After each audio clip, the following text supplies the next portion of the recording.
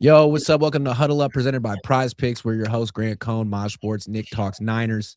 Have it's Saturday. It's 10 a.m. on the West Coast, and we're so excited to talk because there's so much going on, man. Juwan Jennings liking things on social media. Brandon Ayuk posting things on social media. This is big breaking news. But we're going to talk today about is a little bit more the schedule. It's really sinking in that the Niners have a tough one in the sense that they got more than 38,000 miles of travel that I think they knew that before the schedule came out, but now it's official. And it's kind of like a pre-excuse. It doesn't seem like it's going to make things easier. Do you guys think that the schedule makers screwed the Niners over with all this travel? I'd say, Mm, because I've been thinking about this, yeah, a little bit, but then at the end of the day, these guys are millionaires. I don't even Kyle Shanahan complaining about this, like, dude, you're coaching a freaking NFL team. It shouldn't really matter to you. They're probably gonna go to Australia on a nice plane, in a nice bed, sleep. Like, part of me wants to think, like, yeah, it's gonna suck to travel that much, but at the end of the day, these guys are making millions and millions of dollars to play football.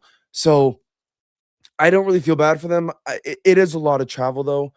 I was kind of surprised Roger Goodell. I saw like a thing like after Australia, the Niners don't even get like a little break after that. That's kind of crazy. But end of the day, again, these guys are millionaires, so it shouldn't really matter. yeah. I mean, it's like Jed wanted this. Like Jed loves those games because they're like building more of a fan base and like connecting that. So He's yeah, I trying to don't build know. a fan base in Leeds, right? He's trying Yeah, to get this yeah. Like international coalition of Niner fans. yeah, I don't know. The Australia stuff is like, I don't know. I could see you getting fans on Australia, but also it's like Australia really. The Mexico game makes a ton of sense just because the Yeah. Niners fan base is so big in I've Mexico. seen people say though that the NFL hates the Niners, and then this confirms it. But it's like all but two of these road trips were pre-planned. There's nothing the schedule makers could do. You Yeah, have to go to Atlanta. You have to go to the Giants. I mean, yeah, there's nothing they could do about that. It's really just those two games we're talking about: Australia and Mexico City. yeah. And Australia's they're complaining because they said the Rams requested them for that game. And then the Mexico City one's tough because although it's not that far, it was supposed to be a home game. So that's where all the extra mileage comes in. Last year they had 28,000 miles of travel. This year's 38,000. So if you have a That makes problem with it, I think you got to talk to your owners and say, how did you allow the NFL to schedule two of these international games in the same season? That Mexico City game's kinda gonna be a home game, I think. I don't know, I'm kinda surprised it's the Vikings. I thought it'd be the Raiders because I feel like that'd be a half-half. Like, I don't know how much Vikings fans there are in Mexico City.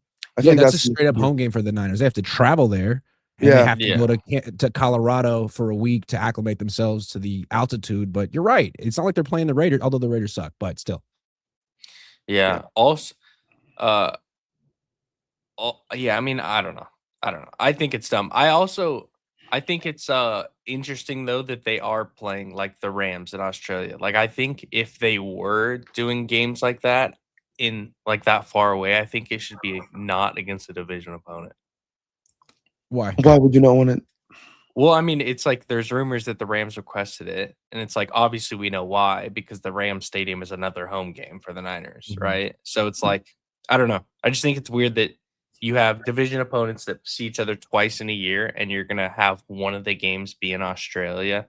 Like I don't know. I just think it Mm, should be like out of division opponent, like a team you don't play every yeah, year. but from the Rams' perspective, it's like it's not fair. The Niners get 2 home games a year when they face us. Now, at least this is, like, more fair. Like, it's like a Yeah, home but Yeah. it's game and a like neutral game. but it's like the Rams are also the ones that chose to move from St. Louis to LA. They built their stadium. Like it's not our stadium. We didn't pay for that stadium. You know, it's like it's Yeah. not That our is true. fault that That was Niner dumb. fans travel well.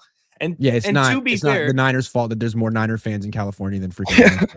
yeah, and to be fair, like every if you go to other games, like I went to the Arizona game, for example, in Arizona, right? That was a home game for the Niners. There was more Niner fans than there was Cardinal fans. So it's like Yeah. that's not our fault.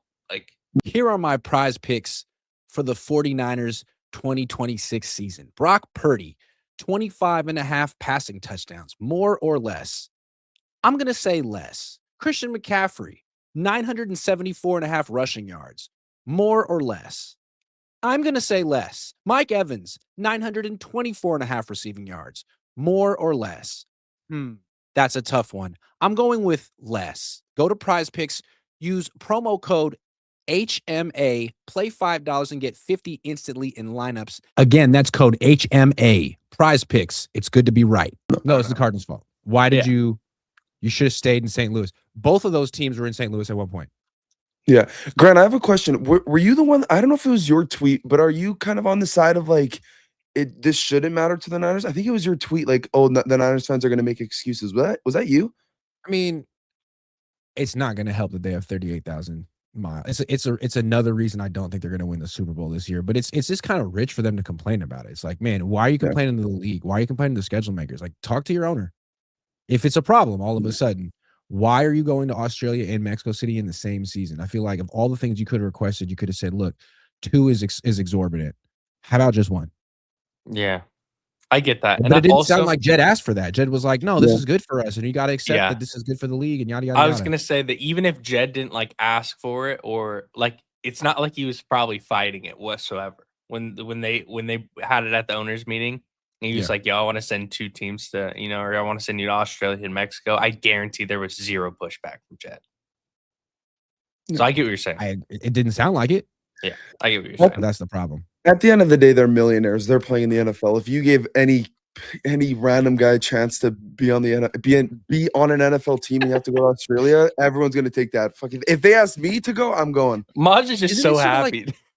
I mean, isn't it kind of a loser mindset though to set up your excuses already? Like, isn't football supposed to be all about creating adversity in your mind that you can overcome? It's like, oh, 38,000 miles, great. This will be the thing that rallies us together, that we overcome as a group, as opposed to, man, it's not fair, and if we don't make it, this will be the reason. I think it's 2 different mindsets to approach the same challenge. I agree, but unfortunately, it's the NFL and it's not the NHL, and the NHL is the best sport in the world for that reason. The lack of whining. Yo, I'm so serious. Yeah, like you'll have teams like this just happened in the playoffs, multiple series. It's like you'll have series that'll get played. You have no idea who's hurt. Like, they do not tell you. And then you'll find out after the series, half the team's dealing with like an ACL tear, that somebody tore their meniscus and is still lacing up the skates. It's like that just doesn't happen in other sports, especially the NBA. The NFL is a little bit better, but still, it's just like they're soft. Like, it is what it is. It's just a soft league. So I agree with you, Grant. Like, it should be something that they rally. Just doesn't happen in the NFL. Because I didn't play football, but it just seems like covering it for a long time in the NFL, a lot of it is like your mindset as a team, how resilient you are, how tough you are. And if you're already looking for like, man, it's not fair because of this reason, it seems like what you're already telling yourself is it's probably not our year.